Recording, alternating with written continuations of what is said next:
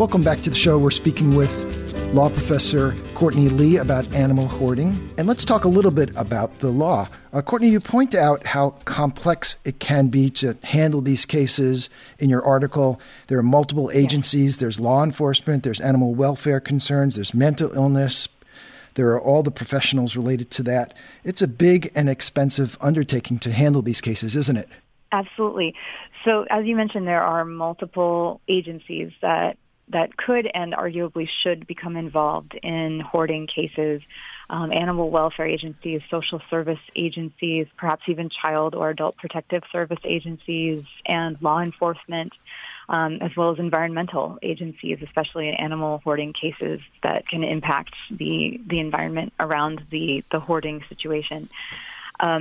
If these agencies are able to work together to formulate a plan for intervention and assistance for the hoarder, then it can positively impact the recidivism rate, which at this point is close to 100%. Most hoarders, once their properties are cleaned and they are quote-unquote helped and quote-unquote cured, as the case may be, they almost inevitably will go right back to their previous hoarding ways. So it's important for all of these agencies to be involved and to treat the actual hoarding disorder and not just the symptoms of cleaning the property and rehoming the animals, because it's bound to just happen once again after that point. Some overwhelmed caregivers may not be so inclined to begin hoarding once again, but most hoarders are suffering under a compulsion, and they will. The old adage is that a hoarder will stop and pick up an animal on the way home from the courthouse. So it is important to involve all of these agencies, and they may have some competing concerns, but if they work together, they can find a compromise. So, for example, an animal welfare agency may have their main focus on taking the animals and rehoming the animals, whereas a social service agency may have their main focus on the well-being of the hoarder, him or herself, and may not want to have the animals removed because it will traumatize the hoarder. But again, if they work together, they can find compromises that can really help address the underlying issues. What states or communities are doing a particularly good job in managing these hoarding cases, and what does that look like? Well, there are more localized agencies than state and certainly federal agencies. There are a couple that I found in my research. San Francisco and Fairfax, Virginia, have some very successful hoarding task forces. They aren't specifically animal hoarding task forces, but they do help animal hoarding situations as they arise.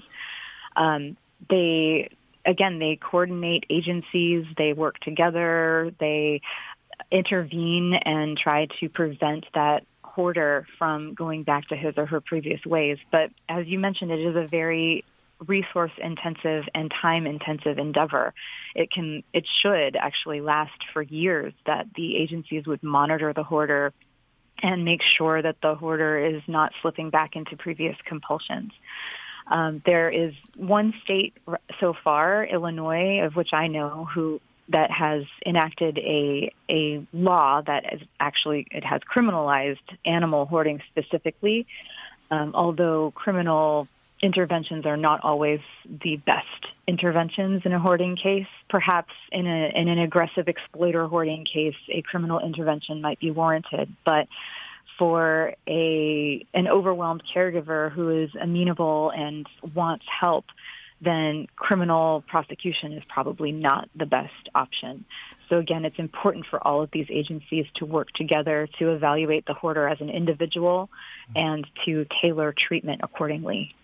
There are local ordinances, and it's easier to pass a local ordinance than it is to pass a state law or certainly a federal law. Yeah. I advocate in my article that there should be a generalized, uniform definition of animal hoarding, because a lot of these ordinances define animal hoarding differently, and that results in different interventions, different treatments. If the United States, for example, were to adopt one definition of animal hoarding, that would then increase the possibility of uniformity in treating the disorder. I advocate for animal hoarding to be included as a definition in the DSM-5. You probably remember the name of this better than I, but I think it's the Diagnostic and Statistics Manual for Mental Disorders. It's produced by the American Psychiatric Association, and it does list object hoarding as a separate disorder, which is recent for this new edition of the manual. But if it also were to list animal hoarding separately, then that would allow greater uniformity in treatment. It wouldn't necessarily solve the problem in and of itself, but it's a step in that direction. I also mentioned that it might be nice to include animal hoarding within the Animal Welfare Act, which is the only federal law that is enacted to protect animals. However, I think that's a little anticipatory. I don't know that's really going to happen anytime soon. The Animal Welfare Act has been around for a while, been amended many times, and I doubt that that's going to be very high on the list of priorities for the Animal Welfare Act. But I think including a definition in the DSM-5 is one start. And also looking into different types of intervention for hoarders is vital. I mentioned collaborative justice rather than just criminal intervention or just civil intervention. Sometimes involving law enforcement isn't necessary at all or even productive at all. But thankfully, prosecutors in the criminal law system have discretion as to what they prosecute or don't prosecute. So with more local and state laws to help guide them, hopefully then that will, again, lead to more uniform assistance for hoarders. But because it is such a huge problem and because the recidivism rate is so very high, it is important for agencies, states, cities to communicate with one another, to share information, and to try to work toward a more uniform method of treatment, because this kind of hodgepodge is not helping. We've been speaking with Courtney Lee. Her article is Never Enough Animal Hoarding Law. I was able to review this free online, so it's easy to find if you want to really get more detail about this. Courtney, thank you very much for sharing your research with us. Thank you so much for having me. It was my pleasure.